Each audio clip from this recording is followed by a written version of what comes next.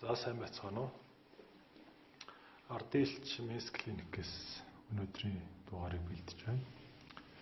За өнөөдөр бид нарын ярих ёстой сэдэв маань хэрхэн эмэгтэй хүнтэй дотносож танилцах вэ гэсэн энэ сэдвийн хүрээнд ярилцахаар бэлдлээ. За эмэгтэй хүнтэй дотносож танилцах бол мянган арга байгаа. Одоо дотносож танилцах хүн хувь хүний өөрийнх нь аргууд байгаа, өөрт нь тааламжтай. Бас 100% тухайн үнд сайн арга гэж бол байдгүй. Тэгэхээр энэ дээр эмэгтэй хүнтэй танилцахад анхааруулжтай зүйл юу юм бэ? Та юун дээр анхаарах ёстой юм бэ гэдгийг өнөөдрийнхөө энэ лайваараа та бүхэндээ ярилцахаар шийдлээ. За хамгийн түрүүнд анхааруулжтай зүйл маань бол зорилго хэрэгцээгээ та тодорхой болгосон байх ёстой. Энэ талаар болохоор бид нар түрүүний цуврал хичээлийнхаа өмнөх дугаар дээр яригдсан сэдв учраас тэр сэдвээ та нар эргээд сонсороо гэдгийг эндээ хэлчихье. За хоёрт нь бол та өөрийгөө танилцуулахдаа тодорхой, энгийн, үнэн байх ёстой гэдэг зарчмыг баримтлах хэрэгтэй.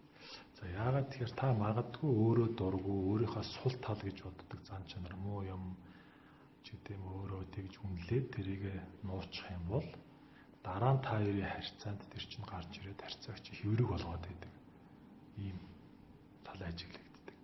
Тэгэхээр та үнэн, бодит, тодорхой мэдээлэл өгөх хэрэгтэй. Магадгүй та өөрөө тэрийг сул тал гэж үнэлээл тэ сул миний муу тал гэж үзээд байтал гэтэл магадгүй тэр эмэгтэйд тэр найз чинь таалагдж бас магадгүй шүү дээ. Тэгэхээр та яг өөрөөр үнэн, бодит, тодорхой байх нь энэ бол бас анхааруулжтай зүйл шүү. За гуравт нь та танилцах үедээ 20-80 зарчим баримтлуулах зүгээр байдаг.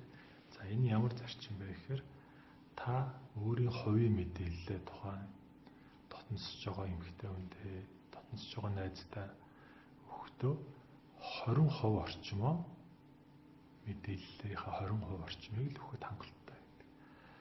За яагаад 100% бүх мэдээлэлээ өгж болохгүй вэ гэхээр энэ эргээд дөнгөж танилцж байгаа үеийн харьцаанд нэгнээсээ уйдах ч юм харьцаа хэврэг байхад бас нөлөөлөд байдаг шалтгааных нь ордог. Тэгэхээр та энийг анхаарах хэрэгтэй. Үлдсэн 80% бол та насан туршдаа хуваалцаж амьдрах учраас энэ дээр бол залуучууд манаас анхаараарай гэдгийг хэлмээр байна.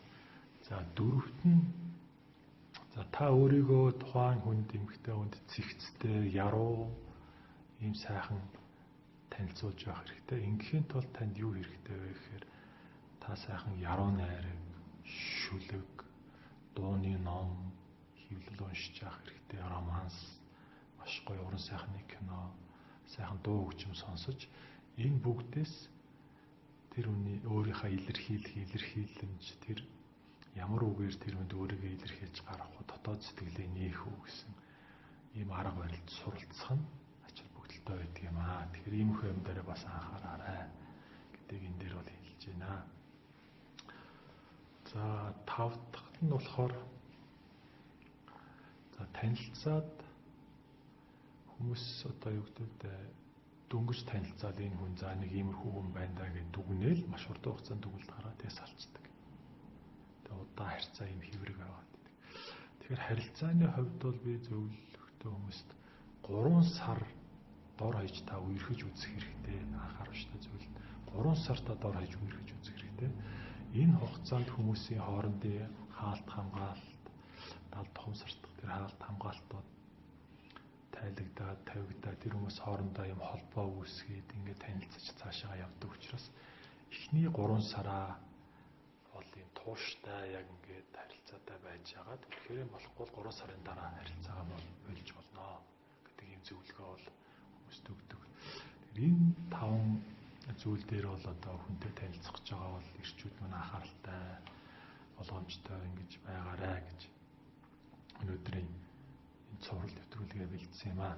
За ингээд өнөөдрийн энэ цувралаас хойш энэ 7 хоногт манай эмнэлгийн пэйж хуудсан дээр цуврал пост, цуврал мэдээллүүд гарах болно. Энэ сэдвийнх нь хүрээ бол та хэрхэн эмэгтэй хүнтэй дотносож танилцах вэ гэдэг сэдвийн хүрээнд явагдах болно.